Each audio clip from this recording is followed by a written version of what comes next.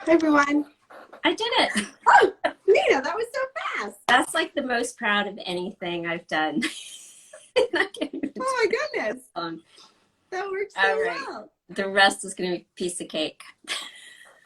Oh, this is wonderful. Gosh, I'm using one of those ring lights. I don't know if you're familiar with them. I don't use them aside from when I do these, and it's very bright. Hi, everyone. Good evening. This is the first time in a while we've done one of these on Instagram Live, which is exciting. If you're new here, welcome. If you're new to Book Clubs, welcome. My name is Nancy. I'm a co-founder here at Book Clubs, and I have the great pleasure of getting to work with publishers and authors in order to supply reading recommendations to our book clubs. And something that we do every month is we highlight a book of the month. And this month, it's The Christie Affair. Nina, I meant to ask you when we spoke this morning, am I pronouncing your name correct when I say Nina de Gramont? Yes. Okay, yes, great. I realized that was like the one thing I meant to ask you. So we're joined here by Nina de Gramont. So Nina, thank you so much for joining Book Clubs and being willing to answer some questions about your book. Thank you so much for having me. So before we get started, just some rules of the road.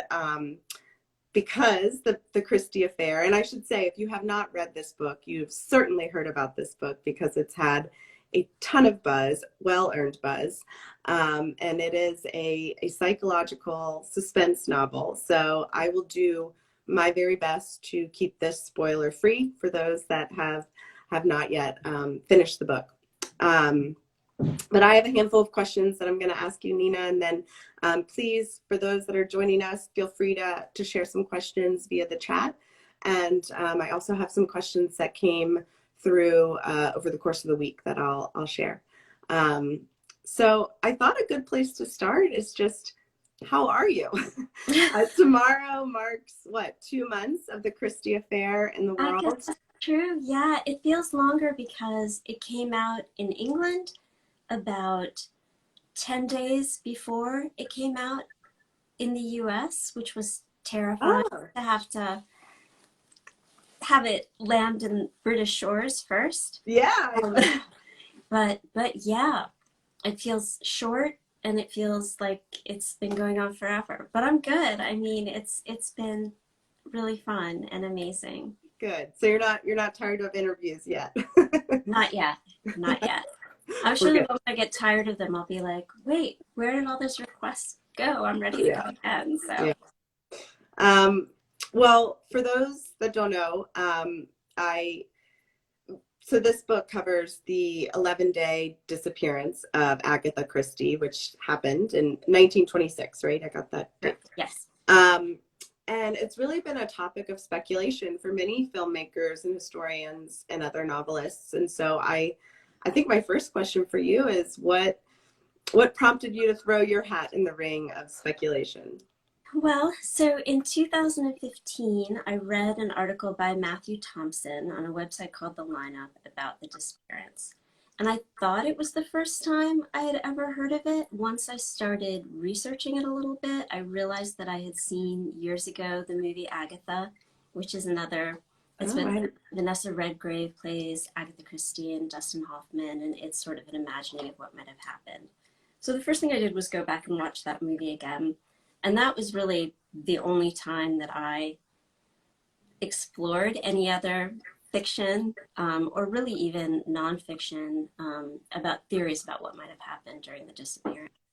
But it was just one of those things. I was so touched by the idea of her, you know, you think of her as such an iconic, stalwart, unimaginably successful person. And it was really moving to me to think of a time when she was vulnerable and hurt and heartbroken like the rest of us. So um, I think that your next question covers the yeah, second no, we part can of go what there. made me want to write about it. But that was sort of the first thing that sort of got my heart beating in a way that made me think I wanted to imagine a story for her during that time.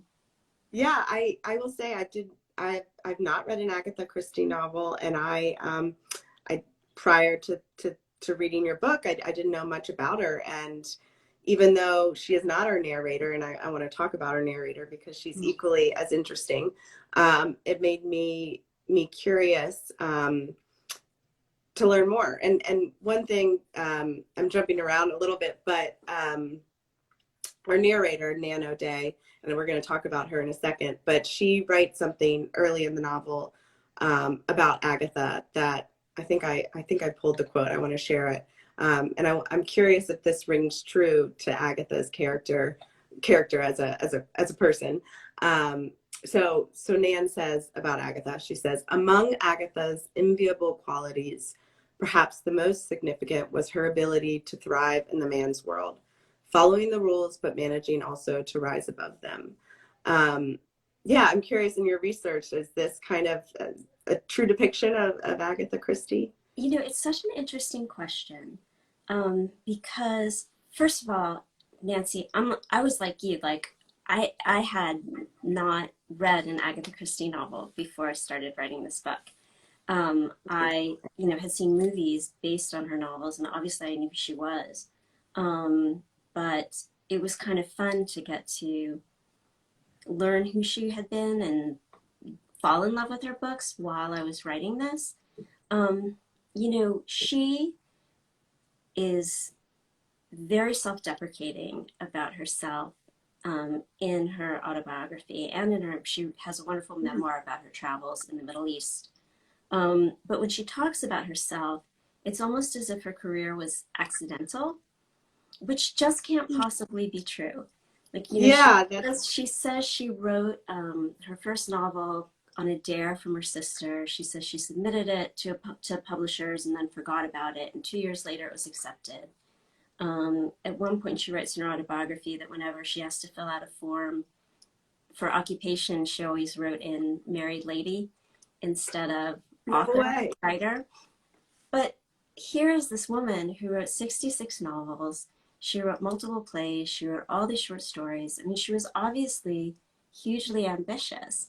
And I think that speaks a little bit to that quote. It's like she knew in order to achieve her ambition and to be successful, she couldn't puff herself up too much or sort of betray that that's exactly what she was trying to accomplish. So I thought that was a really fascinating instance of her sort of navigating the polite expectations and at the same time working away to outsell Yeah, any man who ever wrote a book. yeah. I I shared this with you this morning, but I'm now going to want to read her biography or memoir, because she reminds me a little bit of Elena Ferrante's characters. Um, and one in particular, this character, Olga, in her book, The Days of Abandonment, which is about a woman whose husband leaves her for a younger woman, and she just becomes unraveled and enters into this, deep internal crises. And it's powerful because this character is a powerful woman, and like Agatha, can exist in the man's world but also has these vulnerable sides, and that doesn't make her any less so, and how she contends with those. And anyways, it I I'm intrigued, and you might have converted an Agatha Christie fan in me after this. Let me tell you, I mean, one of the most, I mean, hands down, the most fun thing about writing this book was reading her novels. And I'm not sure what I was expecting, but she is somebody who, once her book started selling, she could so easily have phoned it in and reverted to a formula for every book. Yeah. Clearly, she tried to challenge herself and do something different with the narrative and with the plots and with the stories and with the characters. I think also I mean, one of the things that I tried to do in the Christie Affair, was plant homages to her in different ways. And probably the hardest thing was she has this way, this kind of Jane Austen-like way of capturing the essence of a character, no matter how big or small a role they play, in one line. that sort of, there are no flat characters. And she's such a great wit. So there's just so much to be, and so ahead of her time. And they're really fun and quick and hold up in a lot. I mean, in some ways they don't, but in terms of the pacing and the storytelling Yeah. style, they're really worth a look. Well, the no flat characters and wit is definitely true for this book, Nina.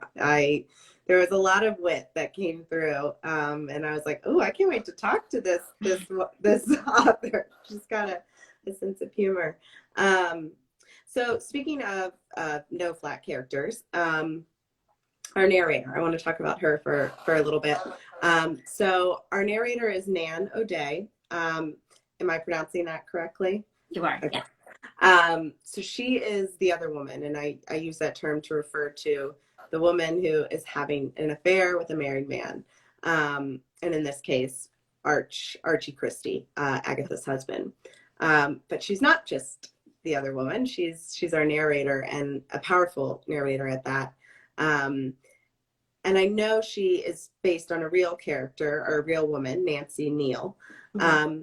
So I guess I want to start by asking what compelled you to tell the story from the other woman's perspective, if you will. So it moves us back to your first question. So Agatha Christie's husband asked her for divorce in the morning of December 3rd. That night she went missing.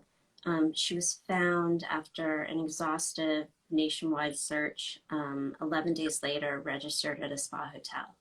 And she had registered using the last name Neal, which was the last name of her husband's mistress. And I think that was the piece that really made me think, this is a story about pathological connections, and not only heartbreak.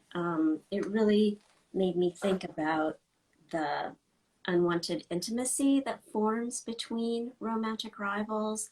It made me think in kind of a fascinating, oogly way, like the view that a mistress has into a marriage. Mm-hmm.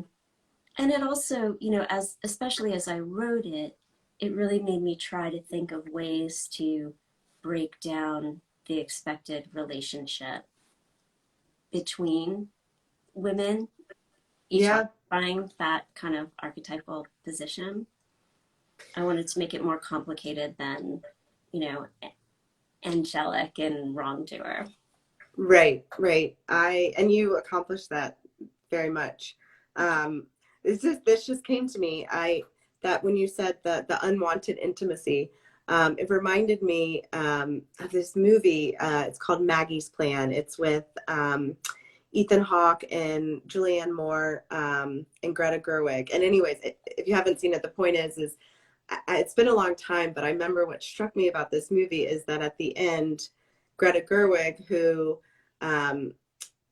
ends a marriage between Julianne Moore and Ethan Hawke, ends up having a relationship with Julianne Moore, and they end up, being not a romantic relationship, right, but they end up having this relationship, and I think that's a really interesting perspective, and one that kind of, it's intimacy. It's not necessarily the intimacy that either party intended for, but it's a story worth telling. So I think that's really fascinating. So there's a lot more I could unpack with that, but I want to kind of go back to the research piece, because this is your first work of historical fiction, and I know it's more fiction than historical, but nonetheless required a lot of research, I'm sure. Yeah. Though I will say the parts about war and pandemic, we probably were like, oh well, I know a thing or two. Yeah, the more things change, right? But the one thing that struck me was the depiction of the Magdalene laundries in Ireland, and I am curious if that was something that you uncovered in your research, or something that you knew about and wanted to shed light on it. And if you wouldn't mind, Nina, just giving a quick description of these convents. Okay, so the Magdalene Laundries were something that I had wanted to write about for a very long time. There's an amazing documentary by a man named Stephen Humphreys called Sex in a Cold Climate.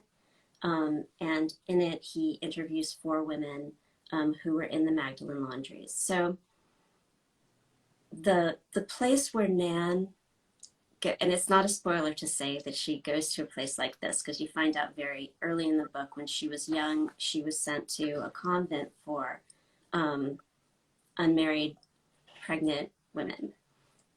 These are actually different from the Magdalene Laundries.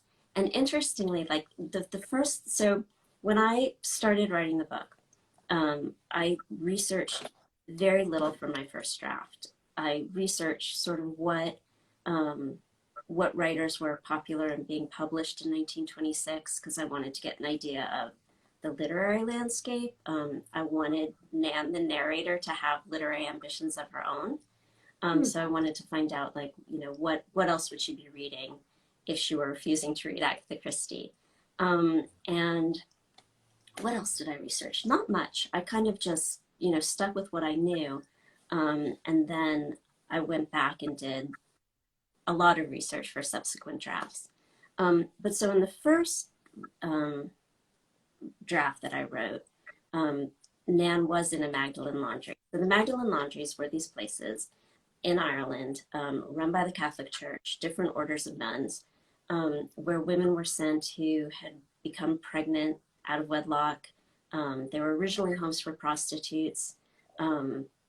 They ended up being a place to incarcerate women who were suspected of any kind of sexual propriety. So girls who were too flirtatious or even too pretty ended up there. Girls who had been molested by a family member and confided in a priest ended up there. The piece that I got wrong when I first wrote it was that the idea that pregnant girls would be there, because, you know, you think this is a place where girls who get pregnant out of wedlock go. When do you do that? When you're pregnant. But actually, girls who were pregnant out of wedlock were sent to the mother and baby homes, and after their babies were born and fostered or adopted out, then they were moved to, not in all cases, but in many cases, the Magdalene Laundries. I see. Interesting. And they were very similar. Okay. In the way there was like enforced labor and a lot of punishment, very little medical care. And, you know, among other things, they were used as a way to adopt out, take these women's children. A lot of them ended up in orphanages. A lot of them ended up being sold and adopted in other countries or in Ireland. And a lot of them died because the care was really awful. It's similar to that, not to reference another movie, but the Judi Dench movie. Yep. Exactly. I forget the name. Philomena. Yes, Philomena. So that would have been, she went there to have her child, who was then adopted, and then excuse me, gotcha. Well, it's Nan's kind of background is very, very complex and very layered, and I think that brings, you know, no black going back to the no black characters piece. So I won't say too much more, because that's, you know, a big part of how Nan's background unravels into her present. So kind of zooming out, the Christie Affair, as I said in the beginning, has had tremendous response. And, you know, Reese Witherspoon pick. And I read a New York Times article where you were interviewed, and you said something that really struck me. You said, you know, had this moment in time happened when you were 25, you would have thought you were brilliant. But it's happening at 55, and you just feel, forgive me if I'm getting your words not completely right, but you said something like, you know, you just feel very grateful and appreciative. And I think that's a very humble take, and the truth is probably somewhere in between brilliant and appreciative. But I do think it kind of raises an interesting point about success and how, you know, I guess, do you think, you know, as a society, we define success differently when it happens to someone young versus somebody more seasoned in their career.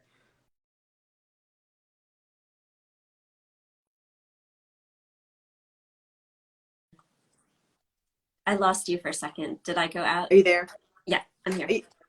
You know what happened? This happened to me before. I have a Instagram timer, and I'm only allowed to be on Instagram for a certain amount of the day, and it went off. Sorry. That's okay. That's awesome. So I'm not sure. It's a really complicated, interesting question. I do think that people are discouraged from going into the arts because there's this idea that there's no way that you can make a living. And for some reason, there's this expectation, the way the idea of success is applied to going into any aspect of the arts is you either make it huge or you don't make it at all. Yeah. So, I mean, I think that I said that because, you know, this is my 9th book, I think. And I feel like I was successful, you know, in a very kind of mom and pop store way. You know, I was making my living as a writer. I teach writing, which I wouldn't, you know, have that salary and insurance and all that stuff if it hadn't been for my writing career. And at the same time, I think that I've accumulated a lot of humility surrounding my writing career, and I'm married to a writer. I've just seen the ways that it goes well and the ways that it doesn't, and the way chance factors into it. And I think that, you know, my first book did fine. It got me, you know, where I am now. It was a step on the ladder. If my first book, which came out when I was, you know, early 30s, had been huge, I would have thought, this is me. Right. As opposed to sort of having this perspective of all the different ways that it can go and all the things that factor in. And certainly I'm very delighted that this book is so far successful and all these wonderful things have happened to it. But I'm grateful. Let me put it that way. I'm grateful for the road that got me here and the perspective that I have. And I think that early success, I think that it can it damage your personality. Definitely. I think that's true. I'm curious, this just thought came to me. Did Agatha, I mean, I know you mentioned kind of in the beginning that she kind of just stepped into the limelight, but is that, so there wasn't kind of ever a ramp up period for her, if you will?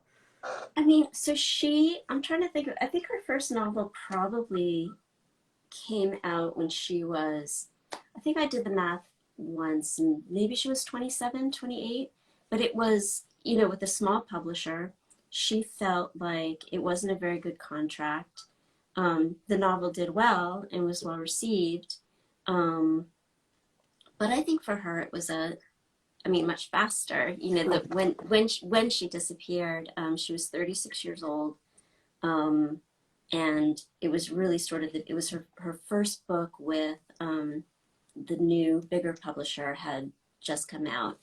And she was really sort of on her way to the ascendancy. So I don't think that she would look back on it as like this sudden skyrocket. Yeah. And I think that's often the case, even though that part isn't always shared when artists, writers, you know, they hit it big, for lack of a better term. And what you don't know is all the rejection and the hardship that came before that. And I wish we talked about that a little bit more, because that's an important part of the journey. I do. I'm in my office at school right now, and I'm teaching a graduate class called The Writing Life. And that's different writers come in and talk about sort of the trajectory of their careers and their process and everything like that. And it's been really fun. And I hope informative for them to sort of look at the different shapes a career can take. And, you know, I think in the arts, you're not done until you quit. There's always the possibility that I some, love you know, that. you're not a failed writer until you decide you're not going to write anymore, even if you haven't published yet. Yeah, And of I the love writers that I've studied with and known, perseverance is the main factor that points to whether or not they succeeded. I love that. That reminds me, we have on book clubs, you know, we're predominantly serving book clubs, but we do have some writer clubs, and I think, you know, the same kind of extends to that group as community, an opportunity to kind of accountability, but also, you know, these people know what it's like to, you know, not get a manuscript approved or whatnot. So yeah, it sounds like being in community with other writers is also a wonderful, wonderful gift. So, well, I know I have a few questions from some folks, and then I have a few fun questions that I like to ask our authors in these interviews. But I have one other that came to me this afternoon, and that one thing that I did pick up in the book is dogs. I felt like the dogs had big personalities. Peter was, you know, probably the most redeeming male character. And then when I was learning a little bit more about you, Nina, I went to your website and I saw very prominently 2 dogs on your website. So I'm curious, dogs, were they important to Agatha, important to Nina, maybe both? It's one of the things that she and I have in common. Oh, that's awesome. So the novel is very much you know, it's totally fiction. Whatever was going on with Agatha Christie while she was missing, it was not what happens in my book. And the only characters who have their historical names are Agatha Christie and her immediate family, and that includes Peter. Okay. She dedicated a book to him. Oh, love that. So she was a huge dog person who loved dogs, and I love dogs too. They're my, you know, primary source of joy during the day, and a huge source of comfort. I love dogs. They bring a lot of love into the home. That is for sure. Yes. Okay, so this was a question that came from one of our followers this week. How long did it take you to write this book? And what does your writing process look like? So it took me about 5 years to write it. I will say that somewhere in the middle of that, I got very overwhelmed and decided there was no way I could. It was just felt like too much work, and I felt I wasn't up to the task, so I put it aside and I wrote a different book. And then I put that book aside and went back to the Christie Affair. And then after those 5 years, once it was acquired by an editor, it was about another year editing it. So even if you take out the time that I spent writing the other book, is probably about 5 years. My process differs from book to book, but I will say that I'm very much a horrible first draft person. I really need to bang out however many hundreds of pages the book is going to be. I don't love writing first drafts. The thing that I really love is revision.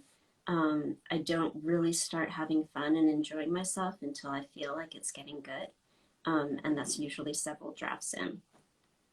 So when I'm working on a first draft, I make myself write a certain number of words every day.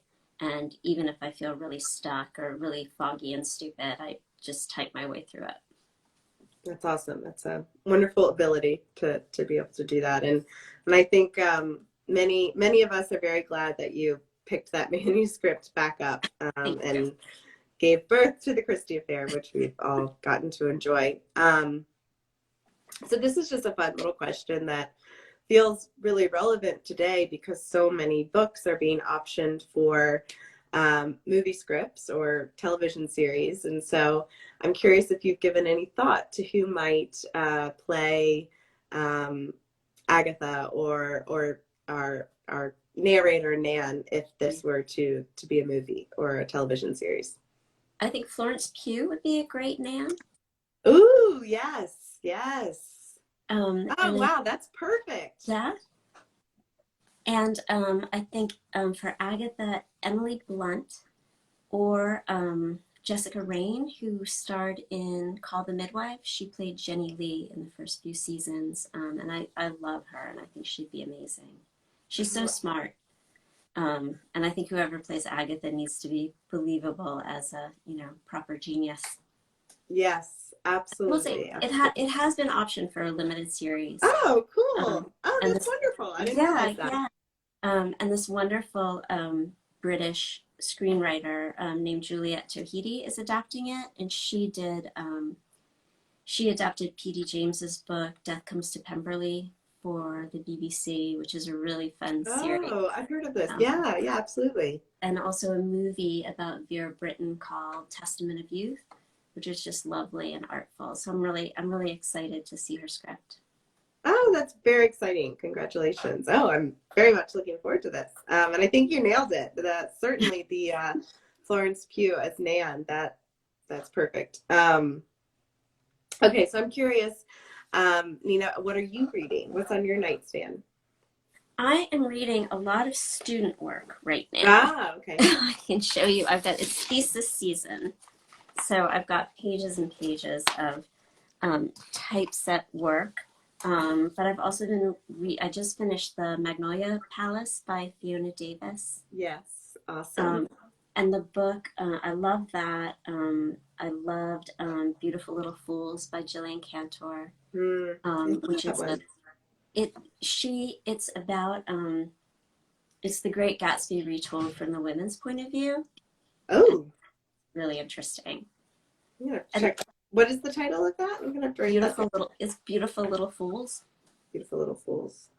And then the book that I've been recommending to everybody that just cheered me up. It was one of those books I was so sad when it ended. Was Mary Jane by Mm, Anya Blau. I thought that book was just mm. fun. Well, I have one of those, I call them book hangovers. After I finish a really good book, I feel that way about the Christie Affair. I'm already missing the characters and getting to live in their heads for a little bit, and that's certainly a sign of a great novel. So truly congratulations on this, and I hope you won't be too humble and take credit for your brilliant work, and thank you for sharing your evening with book clubs. This is probably the highlight of my job, is getting to chat with the authors and introduce really wonderful books to all of our book clubs. So for those that weren't able to join tonight, with this, we'll post this video so people can return to this interview. Um, and if you have not read The Christie Affair, I can't recommend it enough. Thank you so much. It was so fun to be here. And don't forget to tell me how to get out of here. Yes, that's actually a very fair question. I think Okay. it's simple. I'm just gonna click X and we'll And it'll be disappear. done. Okay. Yeah. Well, now on top of everything else in the lovely conversation, I have a new skill, so I'm very excited. Yes, this is perfect. It couldn't have been easier. No. So well done. All right. Well, thank you, Nina. Have a wonderful night, and Thank you so much. look forward to talking soon. Bye. Bye.